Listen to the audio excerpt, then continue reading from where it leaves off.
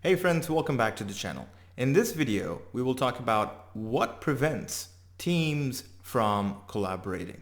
And I'd like to know your answer in the comments below. And before we begin, if you're new to the channel, don't forget to subscribe to slowly grow your problem-solving mindset and skills. Now, let's get started. I've broken this question of what prevents teams from collaborating into three separate factors. And today, we will specifically focus on the first part, or factor number one, its root causes, and two tips to fix these root causes. And so factor number one of what prevents teams from collaborating is the fact that there may be some misalignment between team members, or people are not on the same page. See, misalignment can happen because of many reasons, but not taking that seriously can be detrimental towards team collaboration, right?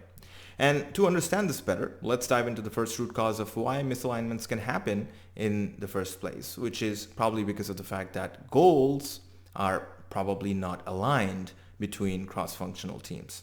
If there is no common interest, then there are structural differences or lack of incentives to work together towards solving a complex problem, right?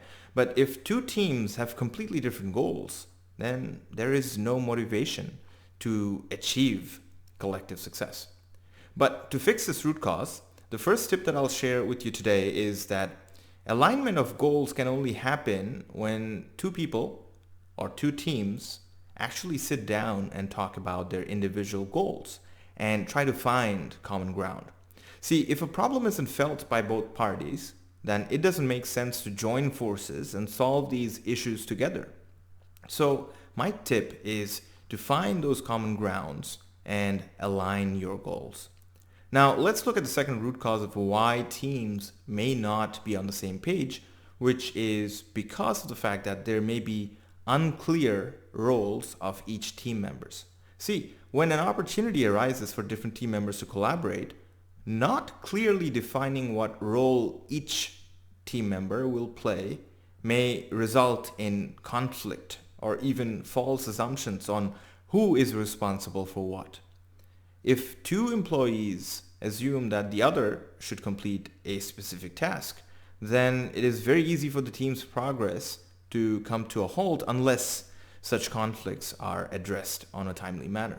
And so my second tip to fix this specific root cause is that before you even start to solve any problems together, do a quick brainstorming exercise on what is expected from each team member and who is responsible for what activities.